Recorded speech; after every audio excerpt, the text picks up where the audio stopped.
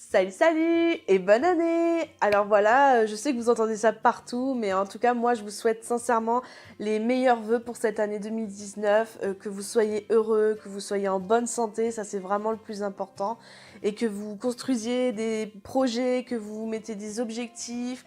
Voilà, je vous souhaite vraiment que le meilleur et c'est sincère quoi en tout cas, voilà.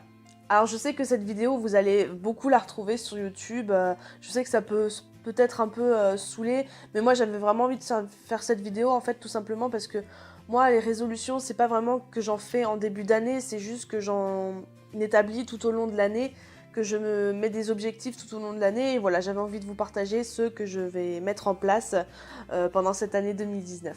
Et je trouve quand même important de se fixer des objectifs, même si c'est pas en début d'année, c'est pas important, il faut se fixer des objectifs, j'arrive pas à le dire, des objectifs tout au long de l'année, c'est vraiment important parce que c'est comme ça que qu'on progresse, qu'on avance quoi tout simplement. Alors tout d'abord je voulais faire une petite rétrospection sur mon année 2018, voilà je vais vraiment en retirer que les côtés positifs parce que si j'en retirais les côtés négatifs j'en finirais pas, donc je vais voir que le positif de l'année 2018.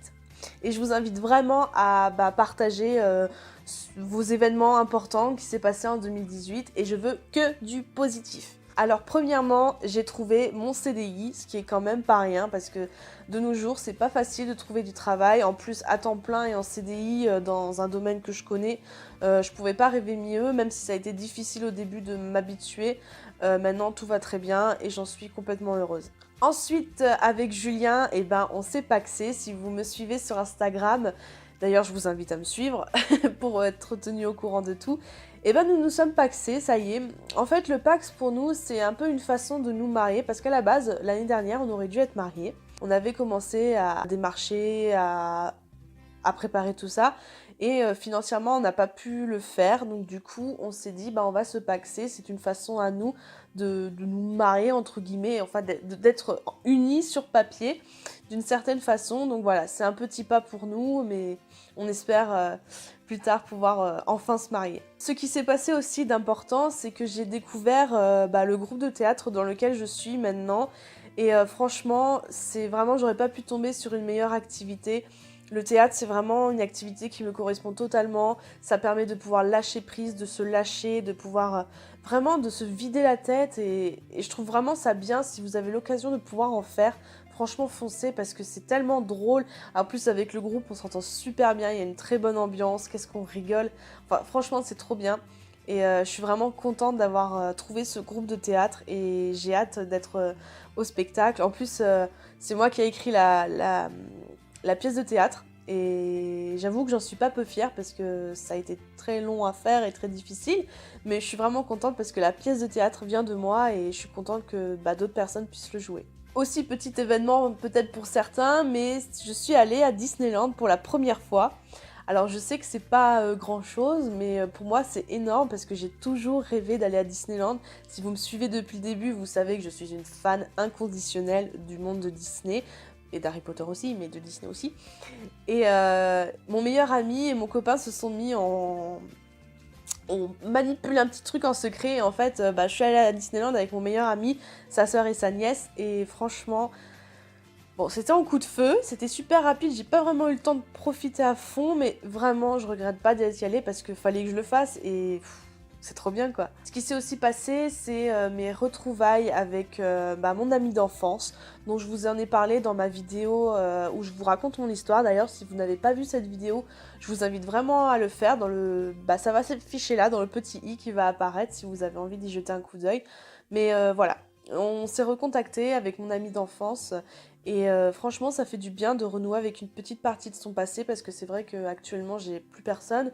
Surtout elle a été l'actrice principale d'une grande partie de ma vie, de mon enfance et de mon adolescence. Donc vraiment, ça nous a fait beaucoup de bien de reparler du passé, de tous les fous rires, les trucs qu'on faisait, etc.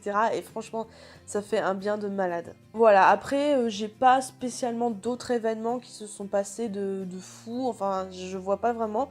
Donc du coup, je vais vous parler de mes résolutions, entre guillemets, de 2019. Moi, j'appellerais plus ça des objectifs parce que je vais pas les établir tout de suite. Et comme vous allez le voir, il y en a certains que j'ai déjà mis en place en 2018. Alors, S'il y a bien une résolution que je veux mettre en place, c'est de méditer tous les jours entre 15 et 20 minutes. Alors ça m'arrive parfois de méditer, mais c'est vrai que c'est plutôt rare en ce moment parce que je ne prends pas le temps en fait.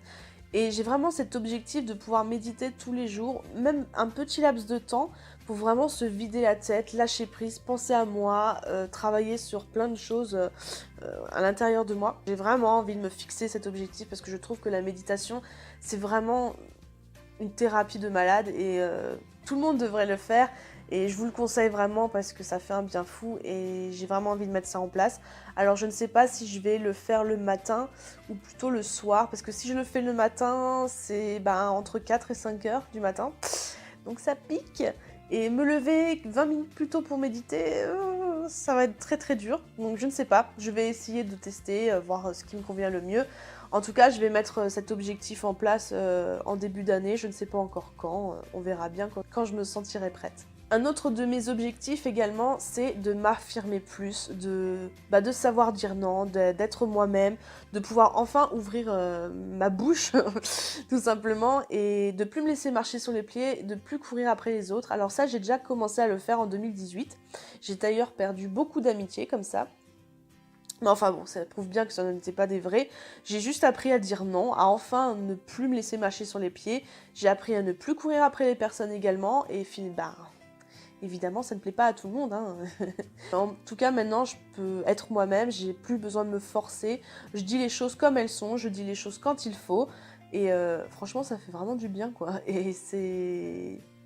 Et j'espère qu'en 2019, ça sera vraiment comme ça tout le temps. Et ensuite, dans la continuité de m'affirmer plus, c'est ce que j'appelle l'effet miroir. J'appelle ça comme ça. C'est un peu difficile à expliquer, mais en gros... comment dire, je vais agir de la même façon que la personne agit envers moi. Donc ça veut dire que si la personne me répond sec, je vais lui répondre sec.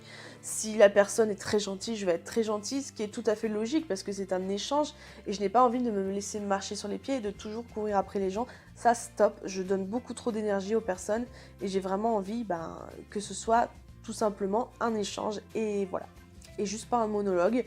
Donc du coup, l'effet miroir, ça me permet en fait de me protéger et de juste être moi et de m'affirmer. C'est vraiment dans la continuité, c'est ne plus se laisser faire. Par rapport à mes véritables amis, je sais qu'il n'y aura aucun souci parce qu'on sait très bien comment on fonctionne les uns les autres, donc ça, il n'y aura pas de problème. Par rapport aux amitiés peut-être plus futiles, ça pourra faire du tri et c'est pas grave. Il y aura peut-être moins de monde autour de moi, mais au moins ce sera de vraies personnes et ça c'est vraiment le plus important. J'ai vraiment envie de m'entourer de personnes vraies et qui m'aiment vraiment pour qui je suis et que moi j'aime vraiment. Voilà, j'ai pas vraiment d'autres objectifs, d'autres résolutions, pas d'autres rétrospections. Je voulais pas trop vous saouler avec tout ça, je voulais juste vous parler un petit peu de ces 2 années. En tout cas, moi j'aimerais vraiment savoir ce que vous avez à me raconter, quelles sont peut-être vos résolutions, vos objectifs, votre rétrospection sur l'année 2018. Tout ça, j'ai vraiment envie de savoir, donc mettez-moi tout ça en commentaire. Et puis voilà. En tout cas, j'espère que votre année 2019 va bien se passer.